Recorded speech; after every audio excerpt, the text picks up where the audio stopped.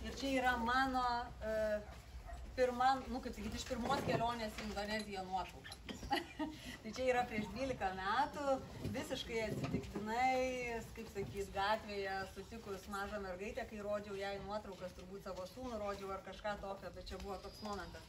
Tai mano draugystė su Indonezija prasidėjo kaip Lietuvos universiteto agentės, kuri ieškojau studentų Indonezijoje, kurie atvažiuotų studijuoti į Lietuvą. Ir viskas sekėsi kuo geriausia. Vienu metu Vytauto didžiojo universitete buvo net 49 studentai iš Indonezijos, bet atėjo Covidas. O kadangi tai nebuvo kažkokios mainų programos, o buvo tiesiog jie mokėjosi patys už studijas, tai atėjus Covidui, aišku, niekas nenorėjo mokėti pinigų ir mokintis nuotoliu iš Indonezijos, online ir mokėti pinigus. Tai tas baigėsi ir tada aš pradėjau galvoti, o ką čia man daryti, ką čia man dabar daryti toliau. Ir kadangi aš to Indonezijoje buvau taip pravažinėjus beveik 6 metus, ir į metus maždaug po 4 kartus, tai tų kontaktų buvo daug, visko. Ir taip aš galvoju, kad reikia pradėti organizuoti keliones, dar suvedinėti verslą Lietuvos į Indonezijos. Ir taip aš po biškį priėjau prie Indonezijos ambasados kontaktų ir jie man pasiūlė tapti garbės konsulė. Tai va mano toks kelias į tą garbės konsulo titulą ir turbūt trupučiuką apie mane. Dėl šiandienos, jeigu turite kažkokį klausimą, ar pastebėjimą, ar dar kažką, tai iš karto sakom, nes čia aš noriu, kad nebūtų ta tokia paskaita, o tiesiog padarom gyvą diskusiją, kur galime pasidalinti kažkokią savo patirtim. Tai kaip garbės konsulė, ką jūs ten, kokios pareigos garbės konsulės? Garbės konsulo pagrindė mano pareigos, tai va tokios, jeigu grubiai, tai aš gyvenu Kaune, tai mane kreipiasi indoneziečiai esantis Lietuvoje, dažniausiai tai yra studentai, kuriem reikia prasitęsti vizą, arba kurie ten apsiženyje išteka Lietuvoje, jiem reikia keistis pasus, arba ten kažkokią darbo vizą baigia galioti, jiem reikia vėl susitvarkyti. Tai daugiausiai yra tokie dalykai, kaip sakyt, padėti indoneziečiams esantiems Lietuvoje. Bet, pavyzdžiui, dabar rugsėjo mėnesį atvažiuoja pati ambasadorė iš Kopenhagos, tai jinai nori padaryti kokį verslo forumą Lietuvos Indonezijos, jinai nori padaryti Vilniuje Indonezijos dienas, tai va galvojam Panoramos prekybos centre padaryti ten su šokiais, su maistais, su viskuo. Tai va vėl aš atsakinga, kad tai suorganizuoti. Realiai aš, kaip sakyt, pagal mano statusą, mano pareigas neįeina joks politikavimas, va tai čia yra ne mano reikalas, aš neturiu žalių automobilio numerių, aš neturiu apsaugų, aš neturiu nieko tokio. Tai yra tiesiog neatlygintinas darbas, neatlygintinas absoliučiai. O Indonezija dabar, pavyzdžiui, 3-4. Bet daugiau važiuoju su keliautojais, arba su verslo misijom, va irgi važiuojam su Kauno pramonės amatų rūmais, važiavam 12 įmonių praeitą spalio mėnesį. Tai daugiau, kaip sakyt, būna tas toks. O tai daug indoneziečių Lietuvoje? Dabar yra 154, jau tie pastoviai gyvenantis. Daugiausiai jie bazuojasi Druskininkuose, Vilniuje ir Birštone. Druskininkai Birštonas, aišku, dėl tų visų spa procedūrų, nes daugiausia dirba spa centruose. O Vilniuje tai tiesiog po studijų jie apsiženyje ir lieka.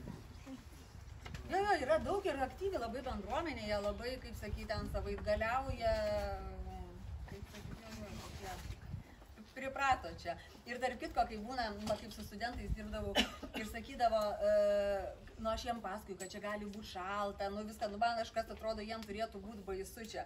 Tai aš tą šaltį visada paminėdavau, bet jiems svarbiausia tai maistas. Nes čia iš tikrųjų yra problema, jie ne tai, kad valgo aštriai, bet jie naudoja daug specifinių prieskonių, kur pas mus nėra. Ir pavyzdžiui, jeigu mes turim tailandiečių restoranų, ten aš nekalbu apie kiniečius visokius, tai pavyzdžiui, indoneziečių nei vieno nėra restorano, nei vieno nėra, kur, kaip sakyt, aišku, dabar jau promo, pas mane buvo draugė indonezietė atvažiavo spalio mėnesį, sausio mėnesį, tai jinai iš promo nuėjo, viską supirko, rado, ten kažkokios daržovės nerado, jin ten darė tokį troškinį, bet viską kitą rado. Tai va, tai indoneziečiam būna iššūkis tie, kurie atvažiuoja čia gyventi, tai yra maistas, ne šaltis, ne ten dar kažkas. Taigi, Indonezija yra toli, jeigu vėl žinom, kad mes čia, tai yra čia, bet Su skrydžiais iš principo nėra blogai, yra, grubiai tariant, 12-14 valandų nuo Vilniaus iki tenai su vienu persėdimu Stambule. Tai tas toksai didelis atstumas, bet skrydžiai patogiai sudėlioti. Yra 4. pagal dydį pasaulyje ir yra 300 milijonų gyventojų. Pagal gyventojų skaičių? Jo, pagal gyventojų skaičių. Jo, yra, tai yra, nu, tikrai... Tankiausiai yra apgyvendinta Džakarta. Iš viso apgyvendintų salų tai yra berods 6 000. Jo, 6 000. Jo yra, kur tikrai apgyvendintos. Kitų salų yra iš viso 17 000 salų. Bet kitos yra jos tiesiog neapgyvendintos. Tokie maži rojai likę arba brūzgynai maži. Bet jo, labiausiai apgyvendinta Java. Ir, nu, kad taip įsivaizduoti, tai skrydis va nuo Džakartos, kur yra sostinė, va nuo vieno krašto iki Surabajos, va čia yra iki kito krašto, yra maždaug 3,5 valandos. Tai va, nu, toks atstumas, va, kad įsivaizduot, kokio dydžio yra sala, ir joje gyvena tiek žmonių, kiek visoje Rusijoje. Tai, kaip sakyti, tai tas tankumas yra tikrai beprotiškas. Čia pusė Indonezijos gyventojų iš esmės gyvena Javoje. Pusę maždaug. Taip, ten tikrai gyvena dauguma visko, jo, nes paskui yra Sumatra, tai skaitosi pati Borneo yra didžiausia, bet tokia Sumatra, kur yra apgyvendinta ir viskas normaliai, tai pagal apgyvendatumą antroji vietoje yra Sumatra, bet Java taip yra labiausiai apgyvendinta, nors aš manau, kad Balis turbūt dabar jau ten panašiai. Tai va, ir... O kuris sala yra pati lankomiausia turistų? Balis. Dar Balis. Nors čia iš tikrųjų tai geras klausimas ir toksai gilesnis, jau pati Indonezijos vyriausybė, valdžia suprato, kad reikia gelbėti kažkaip tą Balį, nes žmonės, tiksliau ne Balį, o Indoneziją, nes žmonės jau pradėjo nusivilti Indoneziją, nes nusivilia Baliu. Ir todėl jie dabar deda visus finansavimus į, čia yra Toba ežeras Sumatroje. Čia va kažkur jis yra žiauriai didelis, va čia turbūt jo raidės užrašytos, čia yra mėlyna. Tai yra šitam regionui labai investuoja daug ir į Florę salą daug investuoja, kad vystyti turizmą. Kad nuimti nuo Balio ir perdėti ten. O kalbant apie šitą ežerą, tai yra unikali vieta tuo, kad yra didelis ežeras, ežerė yra sala. Saloje yra dar vienas ežeras ir tam ežerė yra dar sala. Tai jeigu matai nuotraukas iš viršaus, tai nu jo, toks vaizdelis įdomus. Tai taip. Ir minėjau, yra, va visą šitą spalvoti dalykai, tai yra Indonezija.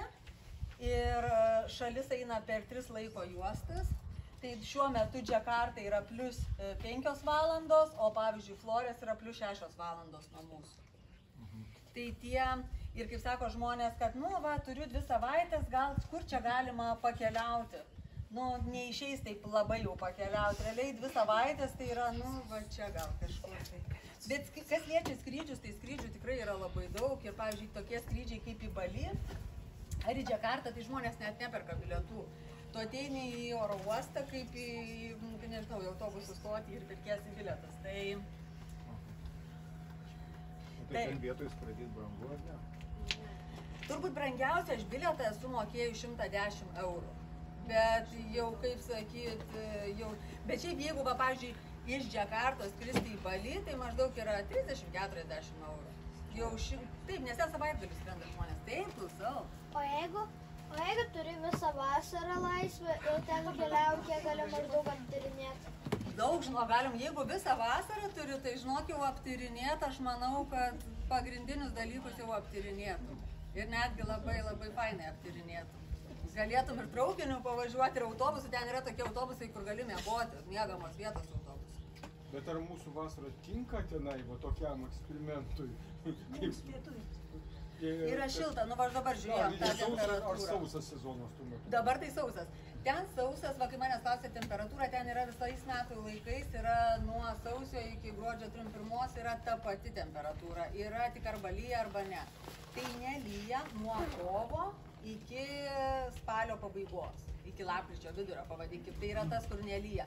Nors va dabar va šiandien vėl ryte kalbėjau, siunčiau savo kolegijai, kad čia turėsi tokį pristatymą, tai jinai ir sako, jo, sako, o pas mus tai lyja, visą savaitę lyja, dabar turėtų nelyti, tai čia žinot, su tuo oru taip pat kaip ir pas mus čia, nu, matot, skiriasi, nes Klaipėdoj ir Nidoj gali orai skirtis, tai ten, taip, apie Džakartą, aišku, tai yra didžiausias miestas, Aš kaip sakau, pabūti ten verta 2-3 dienas, kad, na, tą pajausti miesto šurmulį, miesto kamščius,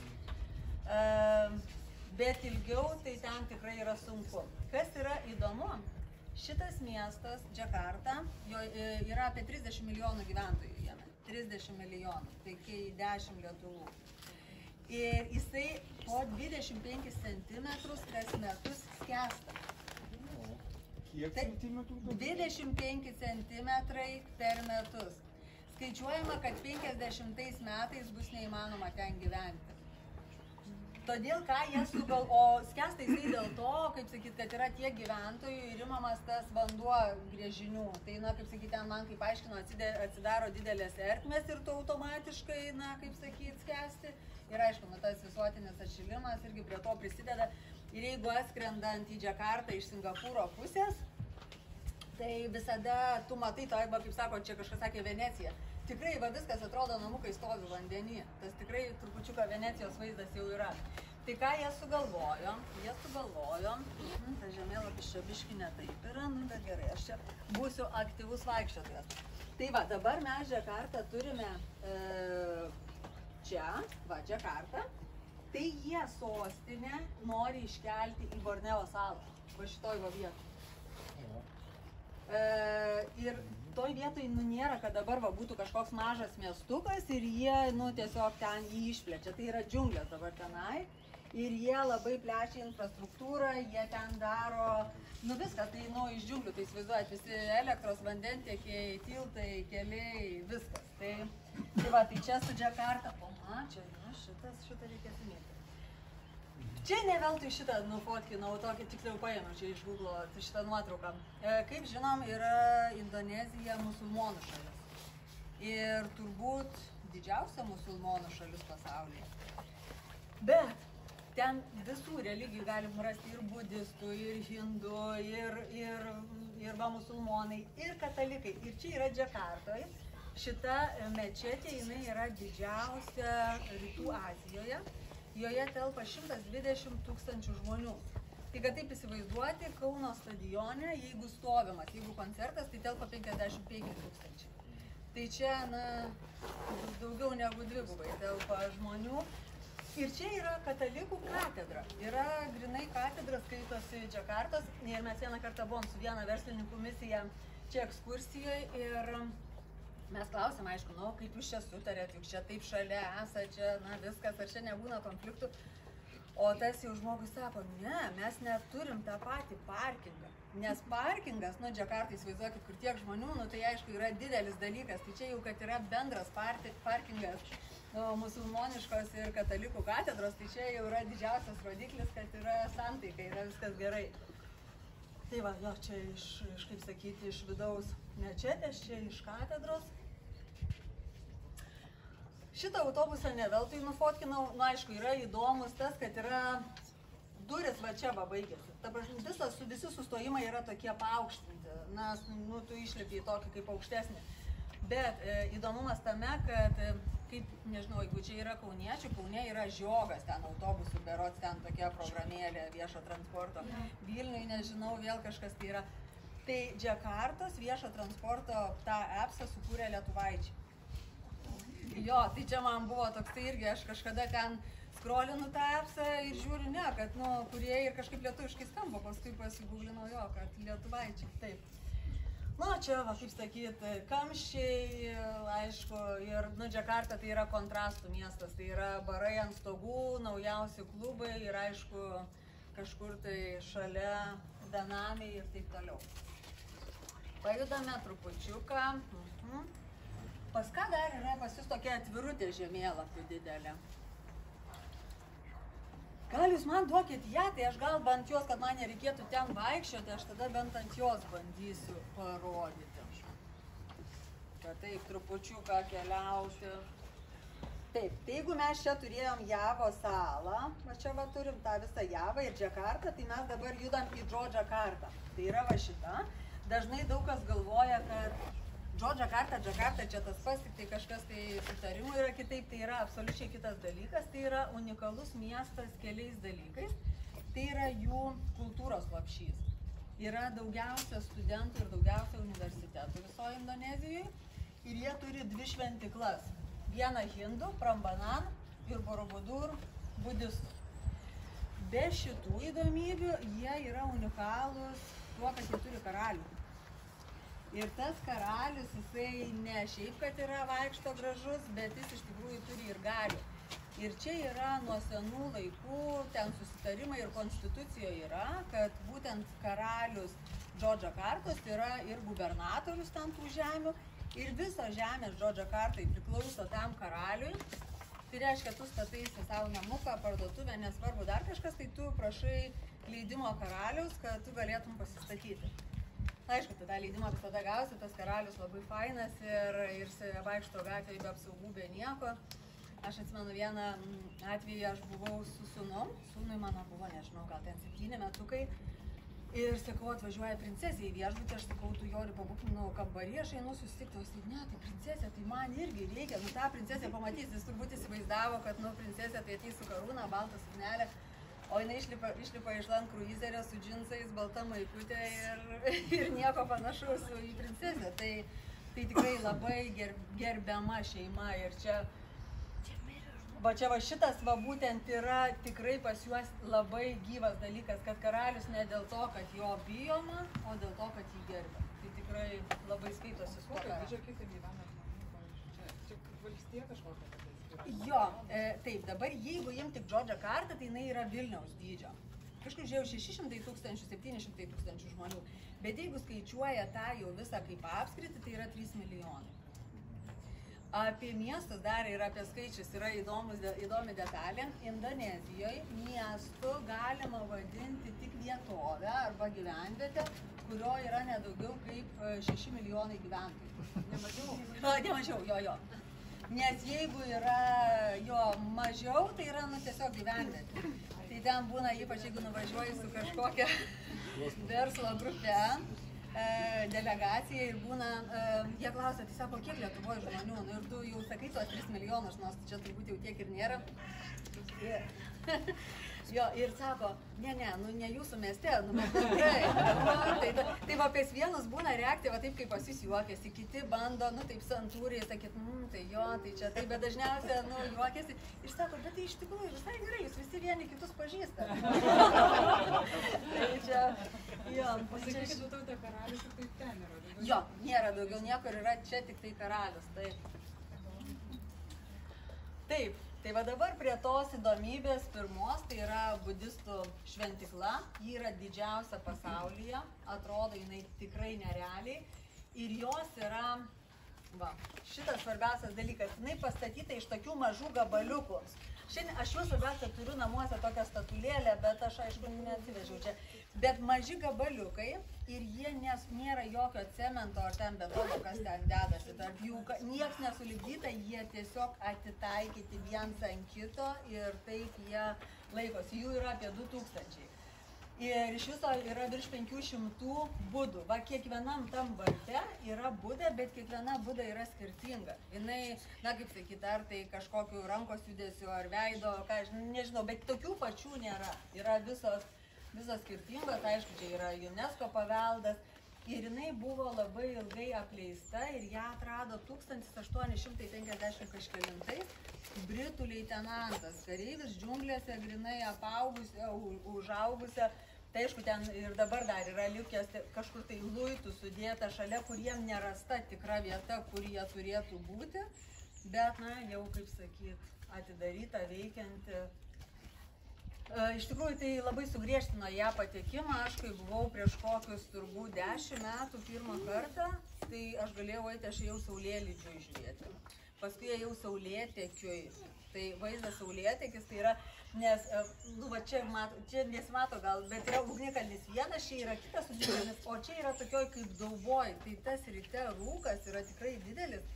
Ir, būti per saulėtekį, tai yra tokia patirtis labai įdomi. Jūs tą matote, ne? Aš vis stengiuosi kažkaip, kad ir jūs matytumėt. Tai va, tikrai verta, labai įdomu, o dabar padaryta to, kad tu vienas negali eiti, turi eiti tik su gidu. tik tam tikrom valandom, bilieto pakaina padarė nenormalaus kainą, dabar gal 80 eurų aš galvoju. Nu, ta prasme, kaina yra tokia, nu, neadekvati. Taip, turistų vis tiek yra, bet tokia labai yra, nu ir man tas nepatinka, tu ateini, tu turi laukti, kol susidaro grupė, tada paleidžia tave su gidu iš su grupė, ten tas gidas tave vos ne, nu maždaug gerai čia pabuvai, gerai toliau čia, nu tokio, kaip pirmi kartai buvo, kad tu gali atsisėsti ir tiesiog, nu, pasimėgau, kad tu čia esi, tai dabar to jau tai nėra. Taip, kitas yra hindų. Tai yra toj pačioj Džordžakartai, va kas yra va fainai, kas neturi daug laiko Indonezijai. Tai aš sakau, va pavyzdžiui, jeigu turi, nu būna kartais žmonės, sako, mes turim 10 dienų. Nu tai tas 10 dienų tai yra niekas, nes tu parą skrendi, parą grįžti, tada ten nuskridus dar viena para aklimatizuoti su laiku ir su oru, nu tas išeina labai trumpas. Tai jeigu reikėtų išsirinkti iš visos Indonezijos kažką vieną, tai aš sakyčiau čia. Nes čia yra ir tas Borobuduras, ir Prambananas, ir pats miestas labai įdomus. Tai va, čia yra hindų šventikla, jinai yra senesnė už Borobudurą, tai pasaugoma UNESCO, pastatyta 850 po Kristus. Jo, yra tikrai, ir jame, kas būna prie jo, būna įdomu, vakarais būna Ramajana šokiai. Nu, va čia va tas Ramajana baletas, net ne šokiai vadinasi. Tai būna, bet daugiausiai visi ne į tą šokius, ne į tą spektaklį žiūri, o į tą visą foną, kas yra už nugaros, nes ten tikrai labai gražiai tos šventyklos apsišviečia. O kalbant apie tą šokį, tai yra atskiras jų menas, jie labai didžiuojasi, nes šokyje kiekvienas, ne tai kad rankos judesys, piršto judesys, akies antakio pakelimas turi kažkokią tai reikšmę. Tai tas yra tikrai, kaip sakyt, aš bendravau su vieno baleto šokėju. Tai jisai žmogus be sąnarių, be nieko jau metosi, nes ten tiek išsisukinėja, kad ilgai atsimena to šokio. Bet tai panašu į indų, tikriausiai, nes irgi ten. Čia šiaip, o kaip su šito musulmonų tikėjimo, tai nesipjauna pas jūs tas? Absoliučiai, va čia tas ir yra, kad jokio nėra pykčio, jokio nėra kad būtų, nu, va, tu musulmonas, tu krikščionis, tu ten budistas ir čia kažkokie tai priešai ar dar kažkas. Nė karto aš nepajaučiau tokio ir nei tarp... Ten žinot, ko nemėgsta japonai. Tai va šitas tai yra faktas, nes Indonezija buvo okupuota 2 kartus. Vieną kartą Olandų, bet Olandus jie labai gerbė, nes Olandai atnešė labai daug švietimo, labai daug kultūros, labai daug architektūros. Ir, pavyzdžiui, jeigu kažkas tai nori, kaip sako, noriu senamiestį pamatyti, tai ten senamiesčių Indonezijoje nėra. Yra Džakartai, vienas rajonas vadinasi Batavija. Batavija olandiškai reiškia Džakartą. Ir tai yra va olandų dalis, olandų miestas, va tas iš senų laikų likęs pastatytas, tai va vadina senamiesčiu. O japonai tikrai, kaip sakyt, daug naikino indoneziečius, labai daug engė, tai japonas yra nedraugas tenai. Ir man tekę matyti variantų, kai sėdi kavinukiai, žmonės, ir ateina japonų šeima, atsisėda prie staliuko, kiti, kurie sėdėjo netoliese, jie tiesiog atsistoja ir pereina kitur atsisėsti. Arba viešbučio baseinas, maudosi žmonės, ateina japoniukų vaikai, įlipa į baseiną, visi išlipa. Tai ta va tikrai yra... Kurio laikmečio buvo okupavę čia? Japonijoje.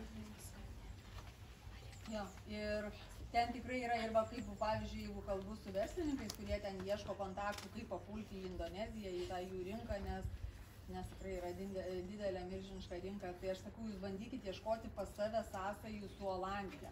Gal ten jūsų kažkoks akcininkas turi kitą verslą Olandijoje, gal jūs kažką pardavėt Olandijai, nu turi būti kažkaip Olandija, tai duris greičiau atsidaryti. Bet mašinos tai japoniškos pagrindė. Jo, nu tai turbūt indoneziečiai negamina. Apie mašinas, tarp kitko, įdomus dalykas, ten yra labai stiprus dalykas mašinų mados. Kai aš ieškodavau studentų, va dar tas va buvo laikotarpis ir atvažiuoju į kažkokią privačią mokyklą arba kažkokį geresnį universitetą, ir man būdavo šokas, atvažiuoju visos baltos mašinos, aš nežinau, stovi jų tikrai daug ir visos baltos. Nu, vieną kartą aš nieko nesakau, kitą kartą vėlgi tu vien baltas. Nu ir aš jau vieną kartą paklausiau, o kaip čia kas, nu tai sako, ką tu nežinai, taigi šiemet tai baltos madingos, nu gal kitais metais bus juodos, tai yra labai, tai net ne markė, o spalva ten yra.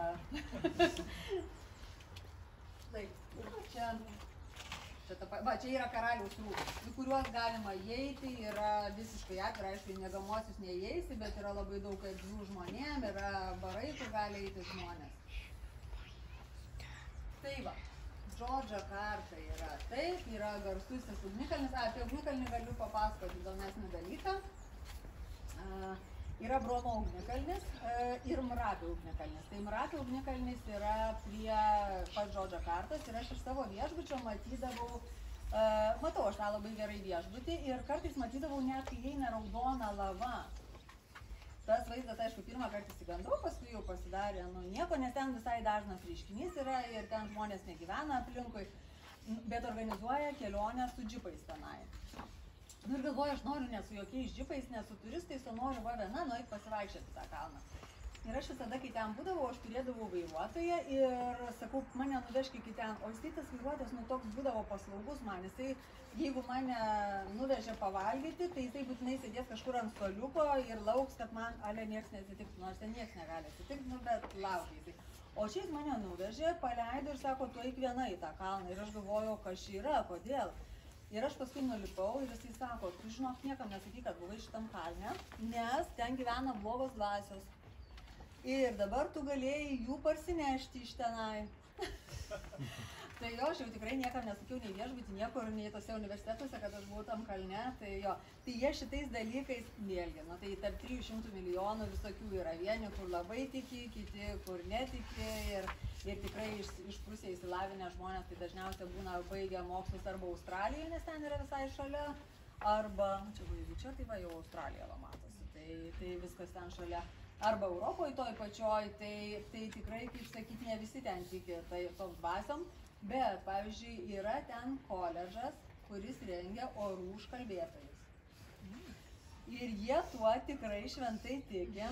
Ir va apie tą spektaklį, kur kalbėjau, kad prie tos šventyklos, nu jau čia mums reikės toj važiuoti, o lietus pila. Nu ir aš jau ten mane pakvietė iš užsienio reikalų ministerijos žmonės ir aš jau jiems sakau, tai kaip čia gal kažkokį maišą pasiimti ar nu kažką, bet taip pila, kad nu ta prasme ten ir net maišas joks nepadėtų, nu bet aš jau kažkaip bandau užklausti, kaip gal, kad nevažiuojam.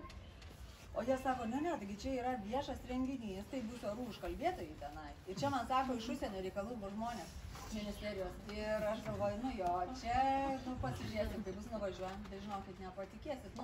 Nu ne taip kaip šiandien čia lyjo prieš pietus, bet va buvo ten lyjo tikrai kaip iš kibiro, nu 10 minučių iki tol tas lietus nustojo. Tai... O kodėl kas matė tam ugnikalnį? Nu, ten... Žinokit, paskui, kai man pasakė, kad ten tų yra dvasių, tai aš galvoju, gerai, kad man nesakė prieš tai. Nes jausmas labai blogas, nes ten, kai įsiveržė tie pirmą kartą ugnikalniai, ten žmonės taip ir paliko savo namus, gyvulius. Tai tu eini, tai matosi tie namai, kur du tokie nušliaužti, gyvulių, tai aišku, jau ten nesimatė, bet pavyzdžiui, nu va tokie, iki dabar atsimenu momentą, eini ir nu nėra nei vėjelio nieko, viena šakelė sujuda, nu galvoju paukščiukas. Nu gerai, nu toliau, kita šakelė juda, nu bet jokio nėra, nei paukščių nieko. Nu tai jau taip paskui bandė, niuniuoja, eini ir čia, o nes aplinkui jokių žmonių nėra. Ne, nieko nemačiau aš ten tokio, bet tie apleisti namai, tai turbūt baisiausia. Pavadinimas dar kartą to... Ugnikalnio Mrapis. Mrapis, o, koks pavadinimas. Mrapis. Beveik kaip mirtis. Galim surišti jo. Jo, Mrapį, jo. Yra ugnikalnis. Jis tarp kitko vienas iš nedaugelio, tiksliau iš daugelio aktyvių. O kalbant apie aktyvius ugnikalnius, tai čia buvo, kaip sakau, padarom aktyvų tokį, pamirštam biškį šitą. Turbūt veiksmas, kai čia dabar rodė ir pas mus per žinias, kad buvo įsiveržę ugnikalniai. Florės saloj, Indonezijai, ten netoli Balio. Tai man ta situacija biškai kitaip išėjo, nes aš žinau, kad mano žmonės, šeimyna, 2 suaugę ir 2 vaikai, pakilo iš Labuan Bato, iš vienos vietos ir skrenda į, kaip sakyti, tą pusę, kur tie ugnikalniai yra. Nu, ir aš galvoju dabar, kaip čia bus, ar jų neapsuks, bet per flight radarą aš jau žiūriu, viskas gerai, kryptis nesikeičia, nusileido, viskas, nu ir aš jau jiem ten atkalus žinutės per WhatsAppus, kad nepergyvenkit, viskas bus gerai, nes ten 2 dienas jie turėjo būti, paskui turėjo grįžti atgal. Ten jie skrido į džiunglės pasižiūrėti, į tuos spalvotus ežerus, kur čia kažkas įsitraukė atvirutės. Ir aš jau jam rašau, kad nebijokit viską, o jie man siunčia nuotraukas to ugnikalnio išsiveržusio, dūmus tuos ir sako, tu apie kokį nerimą, tu čia kalbi, čia mum tai fainai, čia tokia patirtis, vaikai tai sakė, iš vis čia geriausia, kas yra atsitikę, kad mato jie tą ugnikalnį, tai čia žinot, irgi nuo požiūrio, bet ugnikalniai va kas yra, kaip sako, Indonezijoje tokio ale pavojingesnio, ne tai, kad pavojingesnio, ten tikrai jie nustato, kada atveršys tie ugnikalniai, ten nebūna, kad čia ir dabar įsiveržė. Bet tiesiog dėl skrydžių gali būti problemų, nes tu, kaip sakyt, va kaip va jie turėjo 2 dienas pabūti tose džiunglėse kalnuose ir tada parskristi atgal. Tai aišku, kaip sakyt, nu, neskristų, važiuotų mašiną, bet skrydis yra pusvalandis, mašiną tu važiuosi parą, nes ten keliai tai tikrai ne kažką, tai toksai tiesiog nepatogumas. Tai va, tai apie kalnus ugnikalnius. Na, iki šiol kažkokių klausimų yra? Kodėl pavadinimas yra Komodoro drakonų šalis? Aha, jo, yra Komodo, yra drakonai, tokie vadinasi, yra Komodo parkas. Taip vadinasi, o kodėl jis vadinasi Komodo, žinok, va tu čia gerai paklausai, net nežinau, ar iš pradžių Komodo parkas atsirado, ar Komodo drakonai ir tada tai pavadino pagal ką, ar pagal parką drakonus, ar drakonus pagal parką. Turbūt Komodo sala buvo ir ten gyveno tie varanai ir tada pavadino viską Komodo nacionaliniu parku. Taip, tai mes aišku pagrindė žinom, kad ten yra šitie baisius padarėliai. Tai visur jie pilna Indonezijoje. Ne, Indonezijoje yra 3 salose. Ir įdomioji dalis, Bali kad jie yra moka irgi. plaukti. Bali yra. Nu, tai gal ne tokie dideli, Važiavau, gal kur ten. tau ten važiavau su motoroliu, žiūrėjau, visi raudona, žalia šviesa, visi sustoja. Nu, va gal eina per gatvę, va tokio gal ilgio. Nu, tai ten koks didelis driežiukas patinas. Driežiukas 1,5 metro. Jo, šitas užauga iki 3 metrų, svoris apie 80 kg, būna Komodo tų varanų, bet tas nacionalinis parkas garsus ne vien tuo, ne vien jais, bet taip pat rožiniu paplūdimiu ir šita sala. Tai yra, kaip sakyt, ir šikšnosparnių sala, va. Ačiū, kad pridėjai. Jo, ir šikšnosparnių sala, apie viską iš eilės, iš pradžio apie šitus gražuolius, tai jie yra iš tikrųjų tokie biški baisoki, nes jie ėda net savo vaikus.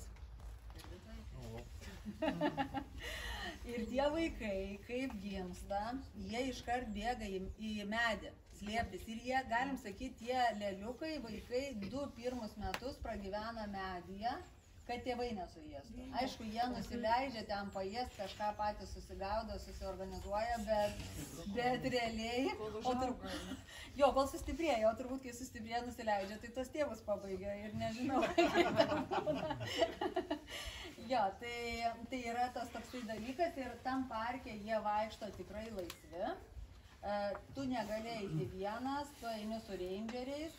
Rangeriai eina su tokiom lazdom, kaip didelėm ragatkėm tokiom, bet taip, kad jie būtų visiškai ten, kur nežino tie rangeriai, nu, turbūt irgi nelabai būna, jau tu vis tiek jie ten turbūt žinomos tos jų vietos yra ir jie nesuėda, yra daug stirnyčių laksto, zuikučių, nes jie ką daro, jie turi kažkokias nuodingas liaukas, kur jie įkanda tai stirnytei. Ir ta stirnytė ten laikui bėgant, jinai silpsta ir jau nusilpsta kažkada. Tai ir tada jis tik tai ją suėda. Tai ir jo uoslė yra per liežuvį. Ir jisai per tą liežuvį, na, kaip sakytų žodžia, kur ta jo yra auka. Tai yra tekę man matytų stirnyčių su iškastais šonais, kur jau vadinasi bus kažkas blogo. Tai va, šitas rožinis paplūdimys, kaip minėjau, yra raudoni koralai. Tikrai labai raudoni koralai ir jie trupa, susimaišo su baltu smėliu ir išeina tas toksai rožinis paplūdimys. Gražu. Čia Padar sala. Jinai yra garsi tuo. Čia aš galiu paleisti tokią. Aš papasakosiu, to ir paleisiu. Garsi tuo, kad ten labai gražus saulėlydžiai, saulėtekiai ir yra viena nedažniausių, arba ten, kaip jie sako, viena vieta pasaulyje, aš manau, kad tų vietų galbūt yra kažkur tai, bet tu užlipęs ant kalno matai 5 įlankas tuo pačiu metu. Ir saulei leidžiantis ar saulei tekant yra tikrai labai gražus vaizdas. Tai va. O čia dabar, kaip vyksta keliavimas iš vis po Komodo salą, po Komodo visą tą regioną, nacionalinį parką. Atskrendama yra į Florės salą. Florės sala yra va čia va. Aha, va šita geltona. Ir tada iš tos Florės salos sėdama į laivą ir tuo laivu tu plauki 2 dienas, 3 naktis tarp tų salų. Tas plaukimas nėra, jisai tik kad tu plauki, yra daug sustojimų, tu sustoji snorkelint, tu sustoji eini į kažkokią salą. Tam laive yra, čia man atrodo turi būti nuotrauka. O čia dar šitie gražuoliai. Jo, čia biškai nuotrauka, ne tokia, atsiprašau. Va, plauki tu su tokiu laivu, tas laivas turi savo pavadinimą, tai yra Kinisi laivas. Dažniausiai jie būna 8 kajučių, todėl aš kaip sakau, yra geriausia rasti savo kompaniją 8 porų, nu tai va 16 žmonių. Ir tada pasiėmi visą laivą, kiekviena kajutė turi savo vonios kambarį, savo tualetą, yra virėjai, yra kiekvienam lastai, kaukės nardyti. Tu tiesiog į senų laikų kruizinį laivą papuoli, kur yra tikrai visas komfortas ir tu plauki, va 2 naktis, 3 dienas tarp tų salų. Ir čia va, kaip kažkas sakė, Šikšnosparnių sala, tai yra irgi unikalus dalykas. Yra viena nedidelė sąlyginai su daug mangrovių sala, kurioje gyvena daug šikšnosparnių. Ir saulei leidžiantis, tiek šikšnosparniai pakyla, jų tūkstančiai jų pakyla ir skrenda į didesnę salą naktį maitintis. O tada ryte vėl grįžta. Tai tas jausmas ir jie tikrai yra dideli, ne tokie kaip pas mus, kažkokie mažiukai. Tai... Skraidantys šunys. Tikrai taip, nesakau, man tai aš pirmą kartą mačiau, aš galvojau, kad ten antis skrenda. Ir tai man sako, kad čia šikšnosparniai, aš sakau, ne, čia antis, nu, bet paskui žiūriu jo, kad tikrai šikšnosparniai. Tai va, tai yra šitas unikalus būdas pakeliauti per Komodo salas, užima 3 dienas, bet per jas pamatai viską į rožinį paplūdimį ir pasnorkelinį. Keli tokie patys laivai, tai čia vienas. Yra daug jų. Yra jų daug, yra pagal taisyklę, kas yra blogai, jeigu tu nesurenki savo tos kompanijos, tai tu gali, va, pavyzdžiui, dviese jūs galite plaukti, bet tai, nu, turbūt viso laivo neišsipirksit, tai tada jūs prisijungiat prie kitų, kas ten yra išsipirkti. Net, man atrodo, per bušingą gali tos laivus, tos kambarius užsakyti. Aš žiūrėjau internete, tai ten gali susirasti, užsisakyti be problemų. Taip. Ir tu tada būsi vienas, nu, kaip sakyt, tam laive su kažkuo tai. Ir tada tie laivai išplaukia penktadienį ir grįžta sekmadienį. Ir realiai jie plaukia visi tuo pačiu maršrutu. Nu tai įsivaizduojat, kad susidaro, nu, tas toksai. Tai kai tu plauki tik su savo, nu, kaip sakyt, savo kompanija, tai tu gali ir antradienį, ir pirmadienį išplaukti ir tu gali tą padėlioti maršrutą, kaip tau įdomu ir viską. Išplaukimo irgi įdomus momentas buvo, jeigu ar čia yra narų. 2 žinau, daugiau yra narų, kas nardo arba snorkelina. Ta prasme, pabandyti, pabandyti pasnorkelinti ten yra privaloma, jeigu nėra kažkokios paniškos baimės vandeniui, nes yra povandeninis pasaulis, yra kažkas tokio. Tai viena istorija, plaukiu aš su kompanija, jo visas laivas mūsų ir kapitonas sako, žinokit, yra čia mantos. Nu, va, susistemino su kitu, kad ten yra mantos, o manta tai yra taip kaip raja, tokia žuvis, tik tai yra daug didesnė ir jinai, kaip sakyt, nenuodinga, ten su ta uodega nekerta, bet didžiausios jos būna 7 metrai tarp tų, nu, kaip sakyt, sparnų, kaip aš sakau, tokia didelė paklodė ta žuvis. Ir sako, žinokit, yra mantos, tai kas nori greitai kateliukus, nes prie to laivo visada būna prikabinta pora kateliukų, nes tas laivas iki pat kranto negali priplaukti ar ką, nu tai visi šokate kateliukus ten, aišku, tie gidai kartu ir plaukiam žiūrėti tų. Ir mes išplaukiam, pasižiūrim, grįžtam ir viena, nu, žmona barasi ant vyro, nu, mes vis tiek visi vieną kompaniją, nu, taip nefainai, nu, mes sakom, nu, nesipykit, viską. O ta žmona sako, tai tas durnius, tai plaukt nemoka, jis iš tos euforijos iššoko į tą laivą, į tą vandenį. O jisai toks, nu, buvęs krepšininkas, yra tikrai aukštas, stambus žmogus, ten mes ir taip juokiamės, kad tą liemelę, kai susideda gelbėjimas, ten vos užsisega tą tai padaryti ir turbūt išplyštų ten tie užsegimai. Tai ne, tai jisai sugalvojo iš tos euforijos, kad tuoj mantos, visi šoka, tai ir jisai į tą vandenį neplaukt nemokė. Bet matėm 11 tų mantų, va šitaip suko ratus. Tai jo, čia tik paskatos knygutės, kad varto. Tai... Kaip? Kokie stumūnai buvo? Oi, aš nepaliečiau, bet ten vyrai, vyrai ten biškai panėrė, kad paliesti, bet aš žinau, kad negali, tai buvau gera, tipo neliečiau, bet jeigu praplūstų šalia. Kaip? Plėsti nepavojingas ar pantas? Ne. Nu vėl, kaip sakyt, aš įsivaizduoju, jeigu tu ten pradėtum ten ją tampyti kažkaip, tai turbūt supyktų, bet šiaip ne. Tai va, toj pačioj Florės saloj yra kita įdomybė, kur va tie yra 3 spalvoti ežerai, kur moteris įsitraukia atvirutę, čia yra iš to pačio. Yra jų unikalumas tame, kad tai yra vulkaniniai ežerai ir jų spalva kinta priklausomai nuo kas įsiskiria iš to kalno. Tai gali būti vieną kartą raudonas ežeras, kitą kartą mėlynas, kitą kartą dar kažkas. Kai aš buvau, buvo 3 ežerai va tokios spalvos, o vienas juodas. Čia kažkaip kvailai, čia turėtų dar būti vienas ežeras. Jie taip 1-2 ir tada juodas toksai būna biški toliau. Tai yra tokia įdomi patirtis, aišku, ten irgi daugiausia lipa žmonės saulėtekiui, nes tas būna efektas ir įspūdis, kai tu ateini naktį, saulė pateka ir tada tu pamatai tas spalvas, nes tos spalvos tikrai tokios ryškios būna, ne mūsų ežerų. Tai ir ten yra daug vėsiau, jeigu mes kalbam apie čia, kad čia karšta, visur buvo tie 27-30, tai čia reikia megztinukų ir striukyčių, nes čia naktim apie 14-16, dieną 23, na, va kažkas tokio. Bet tuos ežeruose nieks negyvena ten. Sako, blogos dvasios gyvena tik tai. Tai jos visur gyvena. Tai jo, jos tik tai jos ten gyvena, o daugiau maudytis neleidžia. Jonas dažnai klausia, bet ten nelabai ir nuliptum, nes visur labai status tie tokie, nu, kaip sakyt, kaip krateriai. Ir aišku, daugiau jau ten yra, kadangi tų turistų yra dar mažiau, tai yra tų unikalių kaimelių, unikalių genčių, bet dar netokių unikalių, kaip kalbėsim netrukus. Čia iš čia klausimų. O kaip tam susikalbėti? Susikalbėti tai anglų kalba, šiaip vėl, nu tas susikalbėjimas, nu taip pat va kaip dabar, nu, paklausiu, kaip susikalbėti, nežinau, Kupiške arba Raseiniuose. Tai aišku, turbūt bus... Gestų kalba.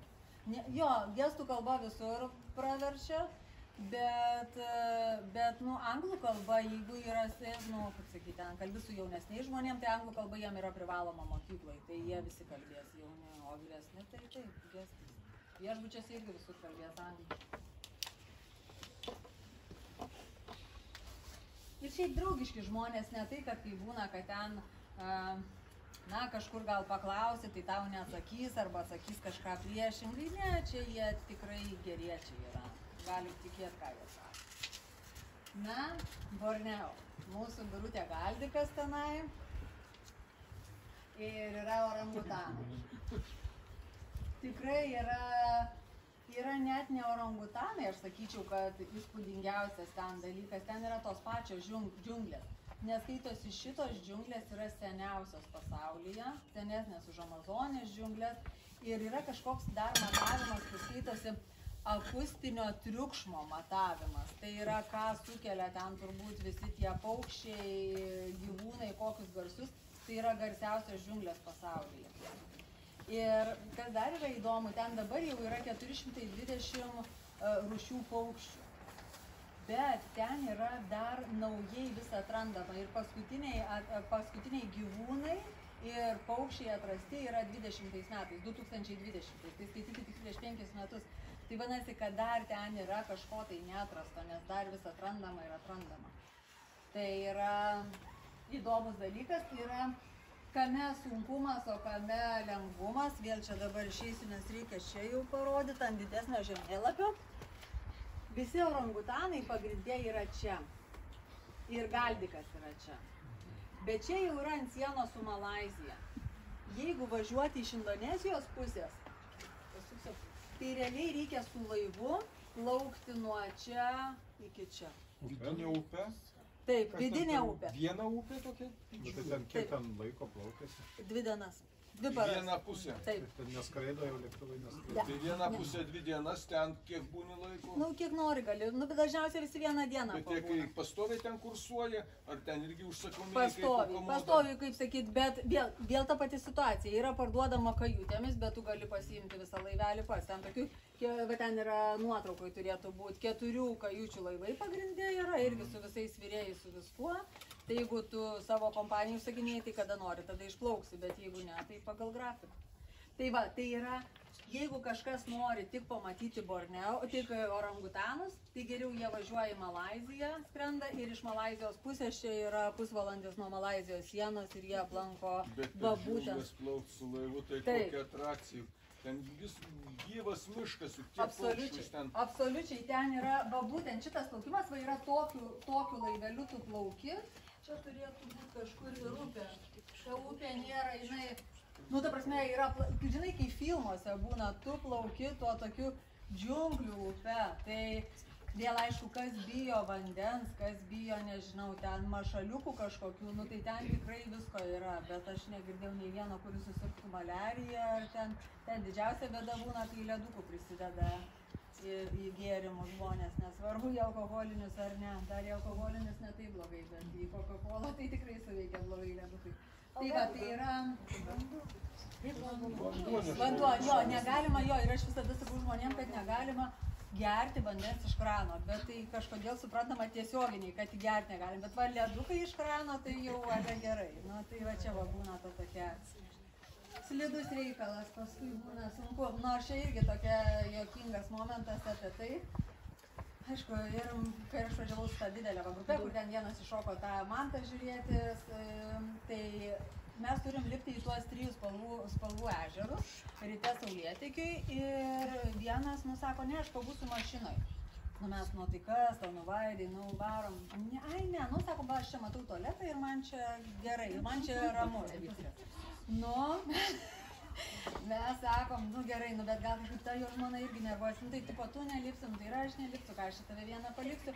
Nu ir vairuotojas supranta, kad jau čia vyksta kažkoks dialogas, kažkas, tai jis klausia, kas atsitiko. Nu aš sakau, nu va, problemos, nu nelips vienas žmogus, nu čia bandau paaiškinti dėl ko gražiai žodžiais.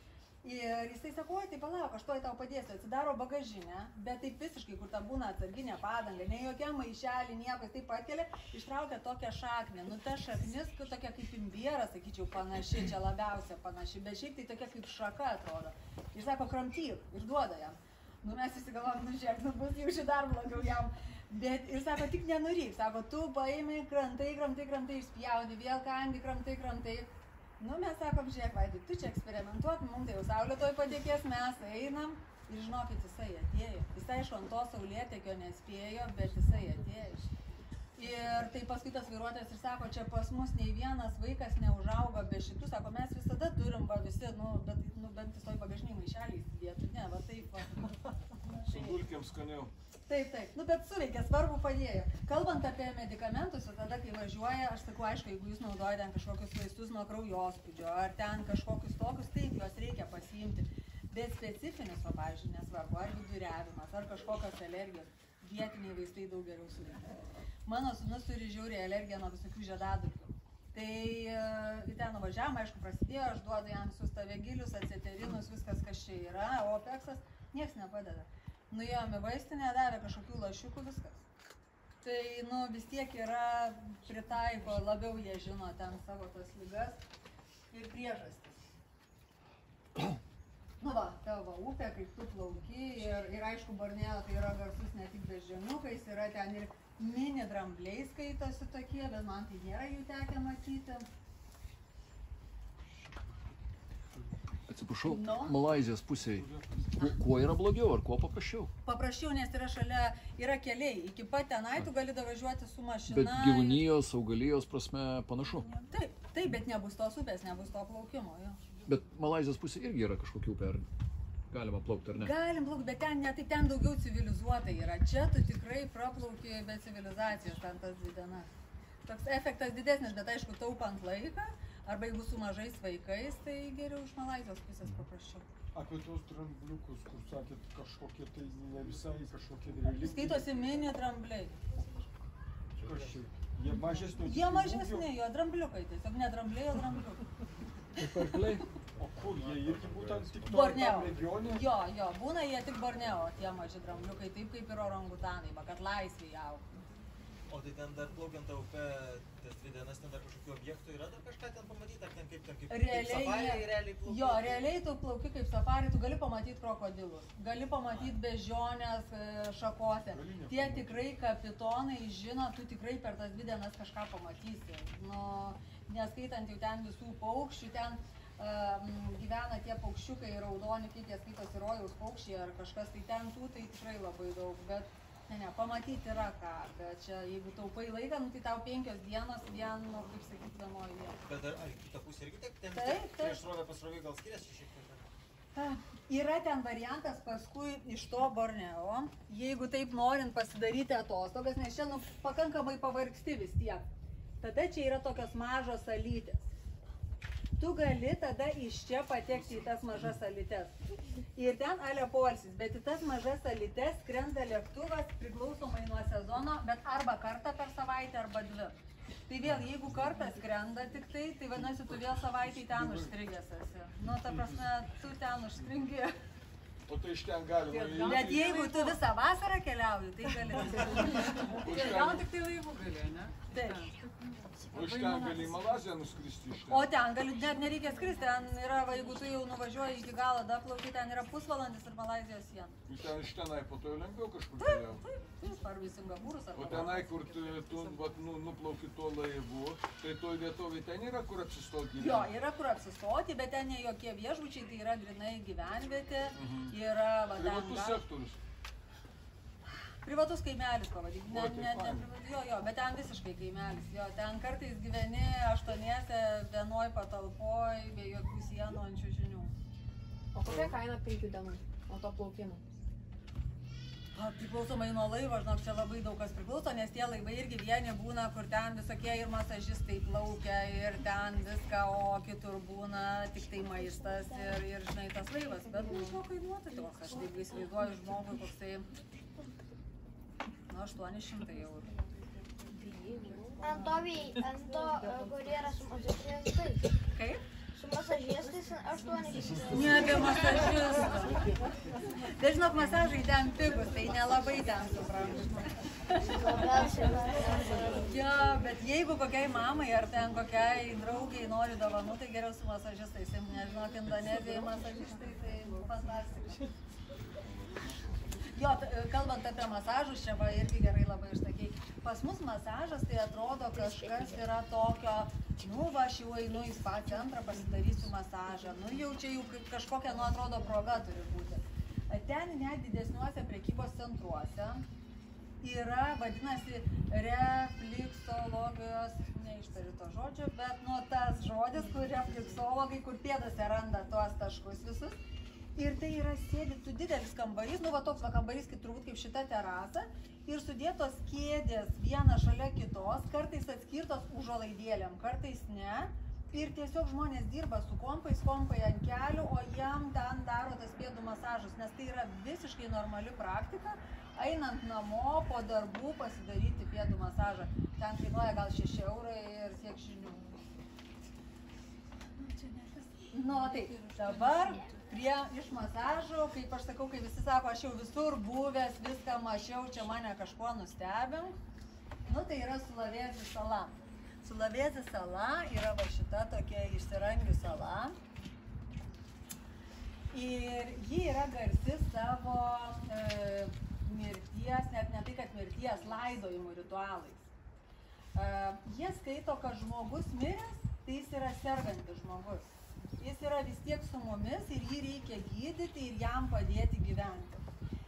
Tai jį palaido iš pradžių, kai miršta, tokiuose, čia yra oloj išskaptuoti, na, kaip sakyti, skylės.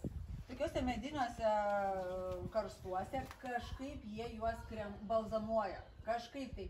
Nes paskui, po 2 metų, jie juos išsitraukia, nu, maždaug tokius, išsitraukia, nuvalo ten, kas yra likę, dulkytės, žemelės, taip toliau, ir jie 2 savaitės su jais gyvena. gyvena, tai reiškia, jeigu eina miego, tai nešasi su savim, pusryčiauja, padės ir jam maisto. Tai tiesiog jis 2 savaitės patampa tiesiog gyventojų. Šeimos nariu. Jo, šeimos nariu.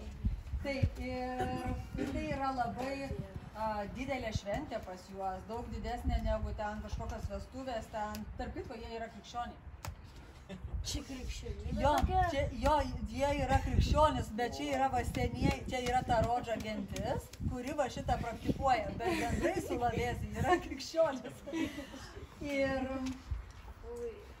taip, dar kas yra įdomu, mažus vaikus, kuriem yra neišaugę dantukai, ir jeigu miršta tas vaikas, tai jie laidoja medyje. Jie išskaptuoja tiesiog ertmę, gyva medį ertmę ir ten, na, kaip sakyt, padeda vaikutį ir tiki, kad per šaknis jisai grįš į žemę, o per šakas jo dvasia išeis į dausas. Tai va, tai, nu, tokia įdomi vieta, nu va čia va taip va, atrodo. Po 2 savaičių. O po 2 savaičių vėl įdeda į tuos viskas. Ir tada jau įdeda. Jo. Tada jau skaito, kad pagijo ir jie jau ten gyvena. Reguliariai kas 2 metus? Ne. Jo, ir dažniausiai tas vyksta rugpjūčio mėnesį, šita ceremonija.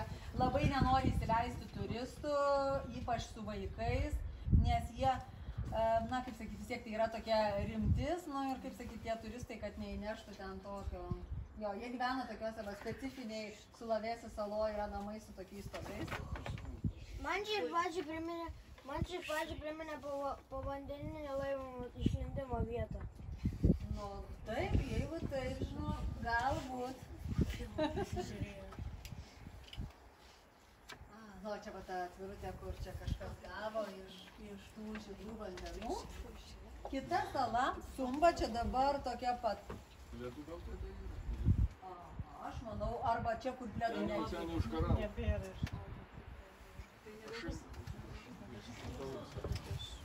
Tai Sumba yra sala, va čia. Šita sala. Ir jinai yra dabar Gasanovas Orijus, joje apsilankė ir labai čia daug apie ją rašė gražiai ir kaip ten yra puiku, gražu ir taip toliau. Viskas yra taip. Yra labai daug baltų paplūdimių, bet yra viena brangiausių salų Indonezijoje. Ir jos unikalumas tai yra laukiniai žirgai. Ir tie laukiniai žirgai yra ne šiaip savo, o jie yra dėl mūšių. Vyksta va tokios krūtynės. Ir dabar vyksta, skaitosi, jos dabar yra parodomosios jau. Bet realiai kaimuose vyksta ir ne tik parodomosios. Ir jie mėto tas ietis ne į žirgus, o į žmonės. Ir jeigu kraujas įsilieja, tai čia yra labai gerai. Ir visom pusėm ir tam, kuris pataikė, nes jis džiaugiasi, kad su tuo krauju gali aplaistyti žemę ten pagal kažkokius ten yra, jų religija yra Makum, pasakysiu, šitą net užmiršus, tą kaip vadinasi, Marapų religija. Ir pagal ją jie tiki, kad dvasios pereina į akmenis, medžius ir žemę. Tai va, jeigu jie krauju palaisto žemę, tai čia tipo labai yra gerai. Tai čia jie vienas kitą taip, ne? Taip, jo, čia vienas. Aš baisiausia, ką esu mačius, tai gaidžių peštynę. Nu, man ir to jau užteko, kai ten uždeda peilius ant tų pentinų ir ten tie gaidžiai viens kitą. Ten visą laiką gerai baigė su tais pataikymais iečių. Aš žinokit, pati šito nesu mačius, bet aš manau, kad ten baigėsi turbūt ir didelėm šventėm, jeigu kažką laidot reikia, taip žinot. Jo, bet... Jo, ir, nu, kaip sakyti, kaip sakau, yra sala viena brangiausių, yra labai žalia, labai visokie kanjonai, gražu, prabangus viešbučiai. Viskas taip, bet daugiau ką joje tokio pamatyti, tai nelabai. Kitas įdomus dalykas yra Raja Ampat. Yra, kur čia, va čia va maždaug yra va šitas va Raja Ampat. Yra didelis salynas, daug mažų salyčių. Va, 1500 mažų salyčių. Ir čia gyvena labai daug žuvų visokių, labai daug koralų. Ir čia yra Narų nacionalinis parkas, Naram. Tai kaip sakyti, jeigu kažkur ten Borneo ar Komodo yra viršui nacionalinis parkas, tai čia yra po vandeniu. Vandens skaidrumas yra 40 metrų, tu gali matyti po vandeniu. Yra tikrai unikali vieta snorkelintojams, narams. Jame gyvena daugiau nei 5 procentai. 75. 75 procentai pasaulio koralų jo ten gyvena. Va, čia va yra ta manta, kur aš sakiau, kad didelė žuvis, kur ten tas vienas iššoko, kad pamatyti, tai va, čia yra ta manta. Jo, o čia, nu, čia tas Ražam Patai yra tikrai va tokie namukai, labai daug eko tų visų medinių, kur yra be elektrų, be nieko gyvena. Nu, ir dabar dar viena įdomybė, tai pradėsim balbuoti. Yra Papua. Papua yra ryčiausia Indonezijos dalis, va, Papua. Nu, va, realiai va visas šitas. Va. Nes čia paskui Papua Gvinėja, čia jau yra kita, o čia va yra Papua, dar priklauso Indonezijai. Tai joje dar egzistuoja gentys. Visiškai, kaip sakyti, ir gyvena tą pilną genčių gyvenimą. Yra viena gentis, kuri yra atrasta 1950 kažkelintais metais. Tai, nu, palyginti visai neseniai. Ir dabar aš čia kažkur skaičiau, kad dar atrado kažkokią gentį, kuri atrasta tik 87 metais, 1987. Tai vadinasi, nu, ten žmonės be internetų, be nieko, valgau, ką matau ir taip toliau. Labai įdomiai, turistui visada būdavo galima važiuoti ten turistam. Dabar įvyko kažkokie tai mūšiai, nepasidalina, nežinau, ar moterų, ar valdžios gentis ir labai kariauja tarpusavį. Todėl uždraustas dabar bet koks žmonių važiavimas, nes buvo vieni norėjo važiuoti. Tai tiesiog nepavyko gauti leidimų, nes gali būti suvalgyti. Nes šitos gentis, Dani gentis, jinai yra įdomiausia, tai jie dar prieš 40 metų atsikasdavo savo artimojo, kuris numirdavo prieš laidojimą.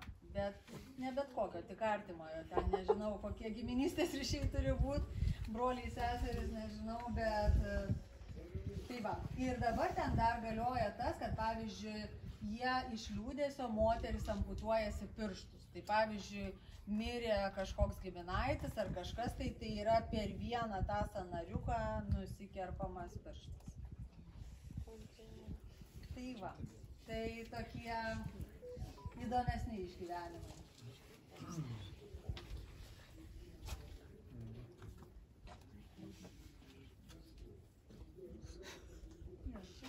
Vyro apranga įdomu. O tai teko būti? Šitam teko būti. Dabar jie padarė tokį daugiau rumšiškas, kaip aš sakau, nes dabar, kai jie uždarė, jau negalim važiuoti žiūrėti tų genčių, bet vėl, kovo mėnesį dar žmonės važiavo. Va dabar norėjo važiuoti rugsėjui, nedavė leidimų. Tai dabar jie padarė, ale iškėlė, nu, kažkokius ten aprengė prie to slėnio kažkur, tai ir čia tipo jau tu esi, bet ten toksai spektaklis ir aš niekam nerekomenduoju. Jo, geriau palaukti, kol ten vėl bus galima papulti. Nu, jo, žalia, gražu. Nu, einam į pabaigą apie vaisius. O, čia yra... Taip skiriasi, iš tikrųjų žmonės labai skiriasi. Ir kaip patys, pavyzdžiui, indoneziečiai sako, tai įsivažiuokit, Indonezijoje yra, aš dabar bijau suklysti, ar yra apie 300 kalbų. Ir kalbų tai nereiškia, kad dialektų, kai mūsų aukštaičių, žemaičių ar ten suvalkiečių, tai yra visai skirtingos kalbos. Ir jie, kaip sako, tai buvo daug atskirų valstybių, su atskirais papročiais, su atskirais valgymo įpročiais ir taip toliau. Ir juos tiesiog sujungė į vieną ale valstybę. Todėl ir skiriasi ten, va, kaip sako, va čia va irgi vieni žmonės sako, kai aš jų paklausiu, nu ir kaip jum ta Indonezija? Sako, tu neklaus tokio klausimo manęs, nes sako, šis vizok, mes sako, būnam, va čia va musulmonai, viską, kur moteris net mašinų negali vairuoti nieko ten, kaip sakyt, vidury Florės salos, o O sako, mūsų vairuotojas gyvena už 5 kilometrų nuo to kaimo ir ten absoliučiai pas jį kaime moterų valdžia. Tai yra už jį viską nusprendžia arba žmona, arba mama, ir vyrai iš vis nieko nesprendžia. Tai sako tokio, kad bendrai pasakyti apie Indoneziją kažkokį įspūdį, sako, tu gali apie atskirą vietovę klausti, nes viskas yra labai skirtingai. Tai va ir ta žmonių išvaizda tikrai skiriasi. Net ir aš jau, kaip sakyti, nebūdama ta vietinė, tai, bet aš jau skiriu, kad čia yra iš šitos salos, o čia šitas tikrai ne iš šitos, tas tikrai būna tamsesnis. Taip, kalbant apie vaisius, visi čia turbūt daugumoje esat keliavę ir tų vaisių visokių matėt. Ten turbūt ką aš išskirčiau, tai yra šitas vaisius. Aha, jo, snake fruitas arba jo tas gyvatės, tai yra labai įdomus ir patogus vežtis, nes jisai, bent jau porą dienų, skrydžiui jis tikrai gali atsilaikyti, tu gali jį parvežti lauktuvių, tai yra įdomus dalykas. Jisai skaitosi kaip riešutas, bet man tai riešutas, aš net nežinau, ten yra kiekvienoj toj daly dar yra po kauliuką, bet toks sotus, turbūt labiausiai riešutas, tu jokio obuolio tai tikrai neneša. Šitas yra... Jo, durianas čia yra, kaip sako, arba turi mėgti, arba nemėgti, tokių per vidurį negali būti, tai jo... O jo ten daug kalba? Jo tikrai yra daug ir, pavyzdžiui, Džordžakartoj, toj, kur tos šventyklos yra ta mieste, tai aš net buvau restorane, kur yra durianų restoranas. Tai yra viskas daromas tik tai iš tų durianų. Tai, jo. Bet aišku, tu negali jų įsivežti į viešbutį, tu negali įsinešti, aš apie lėktuvus jau nekalbu. Tai yra tam tikros vietos. Tai būna šaldyti, vakuumuoti. Ai, tai jo, šaldyti, vakuumuoti, taip. Kvapas, ar ne? Kvapas, ten net nėra kvapas, ten yra svarbi, ten yra sunku pasakyti. Gerų sportininkų kojinių ir supuvusių kiaušinių kvapas. Žinokit, tikrai yra baisus kvapas, bet jeigu tu sugebi dirbti su savimi ir kažkaip tai nekvėpti, o tik tai kasti, tai yra skanu. Taip, nieko nėra. Ir jisai yra šiaip tai sveikas ir ten visokį cholesterolį mažina ir ten visoksai ten, ta prasme. Kai jis pasidaro skanus, tai jau kvepia tada. Jo, gali būti. Aš tikrai pažinau vieną žmogų, kuriam, durianas tai buvo, bet kas jis gali valgyti. Ir jau taip pat, tai jis gali pirštus apsilaižyti, tai jis mus nuvedė į tą restoraną Džordžakartoj. Tai taip, mes taip labai atsargiai ir jis mums užsakė kažkokį ten irgi tie durianai, tai būna net, taip kaip ir obuoliai daug rūšių, nebūna. Tai ir tų durianų, tai aš žinau, kad Malaizijos durianas tai yra tipo jau auksinis ir tenai, jūs tikrai daug kainavo, aš dabar neatsimenu, Rolandai, kiek ten gal 200 eurų mokėjo, už tą turbūt vieną durianą, tai ten, dolerį, jo ten, ta prasme, jau vietiniai pirko, bet jau ten labai jau norėjo mus pavaišinti, ten jų pinigais, tai jam ten iš vis turėjo būti daug, bet, jo. Tai va, tai durianas yra kažkas tokio. O šiaip maistas... Atsiprašau, tiek skaniai kvepia, kad gatvė važiuojant motoroleriu, užuodė, kad čia kažkur jau jie yra. Jau per 150 metrų. Taip. Tiek geras skanus kvapas. Bet man, pavyzdžiui, neteko sutikti žmogaus, kuris neparagautų. Kaip sakyt, vis tiek yra visiems įdomu ir iš pradžių sako, ne, bet paskui, gerai, ragaujam. Kaip pavyzdžiui, kas buvo Filipinuose, ten yra balut, tie, kaip sakyt, kur viščiukus, tos kiaušinius. Tai tuos, tai aš valgiau, bet jau buvo tamsu ir aš džiaugiausi, kad buvo tamsu, nes kai aš ryte man parodė draugė, ką nufilmavo ir kaip aš valgiau, o gerai, kad buvo tamsu, jo. Tai va, tai ten, jeigu kas nežinot, balut tai yra kiaušinis, vištos kiaušinis, bet viduje yra viščiukas, kuris yra dar jo neįsivystęs, bet jau yra plunksnytės, kauliukai ir jeigu tau pasiseka, tai tu kramtai ir tu jauti tą visą. Ir tu jį tiesiog atidaro, ten atstuko kažkokio įpila ir taip, labai blogai. Jeigu pasiseka, tu net atsidarai tą ir akytės į tave žiūri. Tai va, žinau, vaizdus gal pasakojimas apie balutus. Jo, o indonezietiškas, kadangi, kaip sakiau, ten visur ir kalbos skiriasi ir daug ko visko skirtingo, tai ir maistas tas yra, negali pasakyti, kad yra, o, pavyzdžiui, kas buvo Bali, tai turbūt žinot, kad yra daugiausia tas skonis toksai salstelėjęs yra. Šiaip bendrai, jeigu žiūrėti, Indonezija yra aštru. Ir jeigu jiems sakai, kad ir daryti neaštriai, bet nes vis tiek bus aštriai. Bet tą reikia dėl šventos ramybės pasakyti neaštriai, gal kažkaip ten vieną šaukštelio kažko neįdės. Jų yra pasididžiavimas, yra randami. Šitas patiekalas, jis kažkokiais metais, dabar neatsimenu, bet BBC ir CNN pripažino skaniausių patiekalų. Nežinau, pagal ką čia matuojasi, žinot, grožis, skonis yra skirtingi dalykai, bet aš žinau, kad jis darosi labai ilgai. Ir jis čia yra jautienos patiekalas, kuris troškinamas kokoso piene ar 6 ar ten 4 valandas. Tai yra toksai įdomus. Aš šiaip aišku, ryžiai, makaronai. Ir kas dar įdomu Indonezijai, tai nėra to tokio kaip pas mus, pavyzdžiui, pusryčiai, tai bus ten košės, kiaušinienės, kažkoks ten skiriasi pusryčiai, pietus jau bus kažkas, vakarienė vėl ten jogurtas, kažkas tai tokio. Ne, ten gali būti ir pusryčiai, ir pietus, ir vakarienė tas pats. Aišku, jeigu tu esi viešbutyje, tu gausi tą normalų maistą, pusryčių, pietų, vakarienės, bet jeigu bendrai vietinis, tai jisai gali tą valgyti ir pusryčius, ir pietus, ir vakarienę, ir ir turbūt mes, turbūt ir pabaiga. O tai kas juos sieja? Bet kas suvienija, kas juos apjungia, kokia jėga? Anglai, kas juos sujungia? Aš manau, kad Olandai irgi. Negi jie buvo visą tą nuo pat Sulavesio ir Sumatros, visą tą ir... Buvo atskiros valstybės, kad buvo Sumatra, kur yra sala, buvo atskira valstybė, tai faktas. Šitą žinau. Kai buvo su visom šitom mažom, aš irgi netikiu, kad čia buvo visur atskiros valstybės. Bet tai kas jūs vienė, jie turi vieną valiutą? Jo, vieną valiutą, vieną valstybinę kalbą. Taip, tai dabar kokia Bahasa Indonezija vadinasi. Tokia Bahasa kalba, tarp kitko užsieniečiai, kurie ten gyvena, ten daug prancūzų, ispanų gyvena, sakė, 2-3 metai nesimokant kalbos, tu ją gali išmokti, nes kaip parašyta, taip skaitosi, labai, paprasta ta kalba. Tai kiek jie nuo antro pasaulinio karo, kada ar prieš? Ne, antro pasaulinio karo, tai ne, tai mes kalbam čia, ką žinau, ten 1800 turbūt jie suvienyti jau ten visi. Ne, čia geras klausimas, tikrai nebandysiu. Gal dar ir... Taip, gal net ir taip. Ne, tikrai ne nuo antro pasaulinio, ne. Jo, o kas vienija, tai yra viena kalba, yra taip pat parlamentas ir prezidentas, taip kaip pas mus tarp kitko prezidentai, jie visai gerbė, myli ir visai ten daug visokių naujovių įvedinėja, viskas okei, dabar... Ką eksportuoja pagrindai? Badmintonas. Badmintonas yra, jų religija yra badmintonas ir yra kovos menai, imtynės, va ten kažkas iš šitų.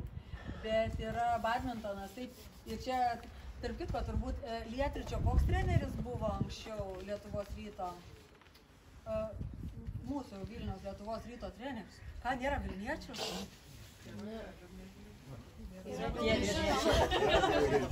dažnai keičiasi. Tai gerai, aš irgi Žalgirį, bet tai vienu žodžiu, jų buvo, jo, lietuvis, bet jis anksčiau buvo Indonezijoje treneris, jų krepšinio komandos. Ir dabar mes norim, mano, kaip kas klausė, kokie Indonezijos garbės konsulo projektai. Tai mano dabar yra Navickas, taigi mūsų badmintoninkas. Ir aš noriu padaryti priešingai, kaip mūsų treneris, tas Lietričio mokino Indoneziją žaisti kašę, tai dabar aš noriu padaryti, kad jų badmintoninkas mokintų mūsų badmintoną žaisti. Navickai ir taip toliau. Eksportas koks iš Indonezijos? Ką eksportuoja pagrindai iš Indonezijos? Prieskoniai, kava, be anglis. Čia industrija turbūt visai šis. Jo, ir šiaip. Technologijos naujos. Taip, naujos technologijos tai labai išvystytas ir ten yra dėl ko, kaip sakyt, visi juos pjauna, taigi dabar yra tas palmių aliejus. Tai yra... palmių aliejų pirmauja. Čia dabar, aišku, jie biškai ten tvarkosi, atsodinėja tuos miškus, bet, šiaip situacija tai ten bloga. Ir dar ką jie naftą turi. Jie turi naftą.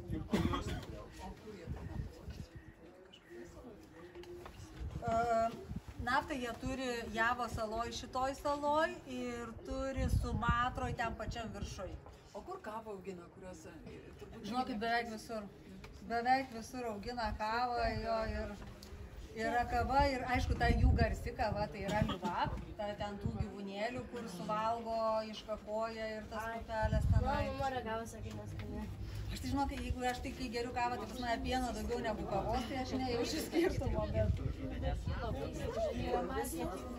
Tai man tai yra tas Liuvakė ir aš dabar pamačiau Lietuvoje ten už podelį ar kur aš Vero kofijai mačiau, ar 14 eurų, nu kažkoks Skonis labai skiriasi, visai nerūgštė. Man vis tiek reikia daug cukraus ir daug pieno. Praktiškai, kaip reikėtų idealiai organizuoti, jeigu turi mėnesį, tiems tyrimams, va, nuo ko jaunimas pradėjo. Sakysim, turim mėnesį arba daugiau, kaip reikėtų panaudoti laiką ir maršrutas, koks turėtų būti po Indoneziją. Tai priklauso nuo biudžeto.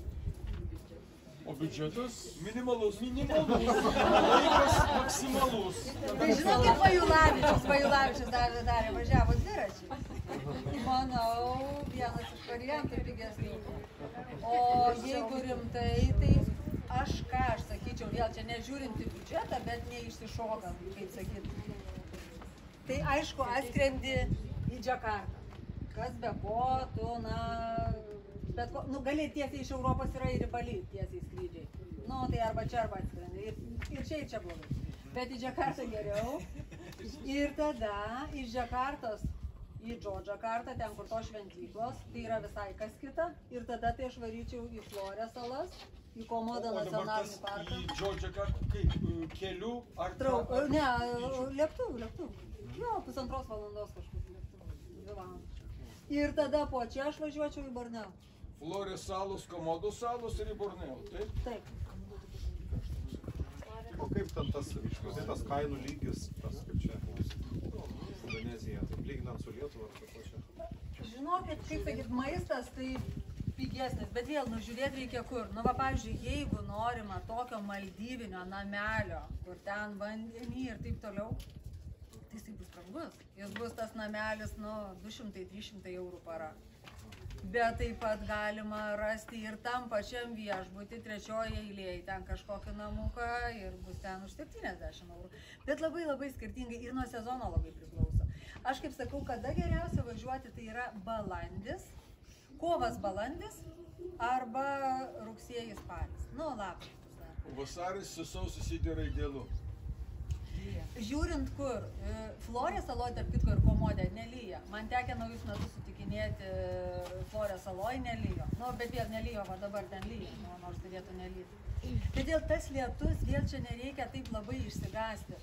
Jeigu jūsų veikla nėra numatyta, kad ten turite pastoviai žygiuoti, eiti kažką, tai tas lietus dažniausiai prasideda po pietų, kas keliavo Azijai, tai žinot, prasideda apie kokią 4-5. Ten tik 6 jau yra visiškai tamsu, tai tu arba būni kažkur patalpoje, arba viešbutį, arba kažką. Tai tada pradeda 4-5 lyti, šnioja iki 9 kokių, 8-9 šnioja kaip iš kibiro, bet ryte saulė šviečia. Tiesiog reikia viską kitaip planuotis, reikia planuotis, kad tavo aktyvus laikas turi būti iki pavakarės. O kodėl sakėt, kovas balandis, o gegužė, birželis, liepa? Gerai ir gegužė, ir birželis, ir liepa, bet kainos nuo gegužės pabaigos jau kyla, nes ten suvažiuoja australai, tie patys europiečiai jo.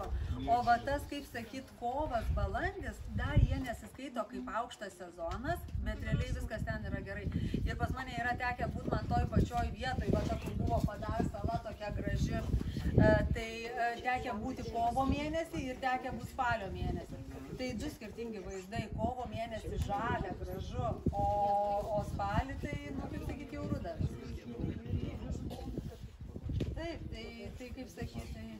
O ten su uodais, kaip su maliarija ar ten dengė? Aš neteko man girdėti niekur, nei kas būtų, bet aišku, žmonėms sakau pasiimti tą melaroną. Žinot, kai kuriem būna ramiau vien, kad jie turi kišeniai ten tas tabletės, tai bet nuo maliarijos. Aš nesu girdėjus. Ir ten, pavyzdžiui, tos, kur aš, jeigu Borneo arba Sulavėsi, ten tos salos, taip, kur daugiau džiunglių. Bet, pavyzdžiui, jeigu mes kalbam apie Javo salą, Florės salą, tai ten tikrai ne. O, pavyzdžiui, kalbant apie, kai aš plaukiu su tuo laivu, tai visi sako, tu kaip vargšė, tu ateik tik į kajutę miegot, o man aš ne jokia vargšė, man fainai laukia miegot ant denio tiesiog. Ir visi sako, ką tavęs odai nekanda nei vieno, nei jodelio, nei musės, nei... O čia mes irgi su kateriuku atplaukę, tai čia kateriukį būni, uodai zvimbia naktį įsijungia, jau visokius ten nuo odų duos. ten tikrai nieko. Apie balį specialiai nepasakoju. Galiu papasakoti. Dar klausimą, o apie kainas tenais, ten būstas tai panašiai, o maistas? Maistas vėl, jeigu jūs valgysit va gatvėje, ten tokius, tai jūs ir už eurus pavalgysit. Bet pavyzdžiui, bare, ir tas gatvės maistas nėra blogai. Čia daugiau yra įsitikinimas, nu ir tu vertini ten aplinką, jeigu tu matai, kad ten vandien kibire indus plaunam, tai geriau nevalgyti, bet jeigu šiaip, tai viskas ten gerai. Tai, o apie Balį galiu papasakoti. Iš tikrųjų, aš... Varvos restoranuose kainos kaip yra? Žinokit, daugiau 20 eurų nesumokėsit už jokį patiekalą, bet jeigu jau čia labai prabangiai eisit į Džakartą, į kažkokį mišelinį, nu, ta prasme, šiaip tai, ne, pavalgymui, dviem žmonėm pavalgyti be alkoholio, apie alkoholį tuoj pasakysiu, be alkoholio dviem žmonėm pavalgyti, tai yra, pavalgyti dviem žmonėm be alkoholio išeina apie 25-30 eurų. Tai čia, nu, tikrai pavalgysit labai gražioj vietoj, su gražiu vaizdu ir taip toliau. O jeigu taip tokiam taupesniam režime, kaip dažnai būna ten supermarketuose, būna tie futbolai kažkokie, tai tam futbolė tai pavalgysit už 7 eurus tenai. Jo, alkoholis. Jeigu Flores sala, pavyzdžiui, tai yra katalikiška, tu gali nusipirkti alkoholio jokių problemų. Bet jeigu mes kalbam, pavyzdžiui, apie Javą salą, ar jūs būna toj Džakartoje, aišku, ten visur to alkoholio liejasi laisvai, bet Džakartoje, pavyzdžiui, šiaip nėra parduotuvių, kad tu nusipirktum alkoholio ir netgi nėra babare to ateini, kepsnių valgyti, nu jautienos steikas, nu atrodo, nu raudonas vynas, tai jau mast, kad šalia būtų, o tiesiog nėra. Bet jie leidžia atsinešti tau savo gėrimus, o viešbučiuose visur alkoholį pardavinėja. Tai ką daro žmonės, nusiperka viešbutį tą vyną ir leidžia jiem atsinešti tą butelį. Tai va, o apie Balį, aš Balyje esu buvus lygiai 3 kartus. Pirmas mano kartas buvo, turbūt prieš 12 metų, viena mano pirmų, nes buvo, reikia jūs į Balį nuvažiuoti. Ir man labai patiko, buvo fantastika, buvo, nu man aš visiems pasakau, kad ten kažkoksai tai rojus. Tada aš nuvažiavau turbūt praėjus dar 3 metam, jau man tai buvo kažkas ne taip, o paskutinį kartą aš buvau prieš 2 metus. Žinokit, yra kažkas tokio. Aš tikiu, kad ten kažkur toli nuvažiavus, dar gali rasti ten tų kaimelių, tų kažkokių tai vietinių, kažko, bet bendrai, nu, tai kaip sakyti... Degradacija? Daug šiukšlių, kaip? Degraduoja? Taip, labai daug turistų, labai daug... Sunku pasiekti iš vieno taško į kitą. Kamščiai, taip. Šventyklas, valandų. Taip, kamščiai didžiausi, turistų kamščiai didžiausi, sakau, tas su europėjant visų Starbucksai, pizzos, hamburgeriai, nu tu nejauti, kad tu esi Indonezijai. Ten aš kaip sakau, Balį, žinot, kam yra gerai, kas važiuoja darbostogų. Nu, jiem reikia visada gero interneto ryšio, kad ten būtų printeris kažkur, tai kad ten dar kažkas. Tai va, yra viskas, nu, ta prasme, nepajausi didelio skirtumo, ar tu esi Vilniuje, ar tu esi tenai, nu, temperatūra kita. O šiaip, kaip sakyt, visas servisas yra ligoninės, va, kaip su vaikais man sako, kaip su vaikais sako tenai, va, 3 metukų vaikas, 2 metukų vaikas, ar rekomenduoju? Nu, kaip aš galiu rekomenduoti ar nerekomenduoti? Nu, aš 2 metų išvežiau pirmą kartą, bet, nu, ne į Indoneziją. Bet jeigu va taip saugiai, kad būtų medikai šalia, vėlgi tas pats Balis, visos ligonės, nes net ir Florėse, va, jeigu ten kažkas taip tu atsitiktų, tai yra geriausia skristi į Balį gydytis, jeigu jau rimtas dalykas. Pasvietinės šamanus. Nu, arba į medį. Medį pagraužti, jo. Tai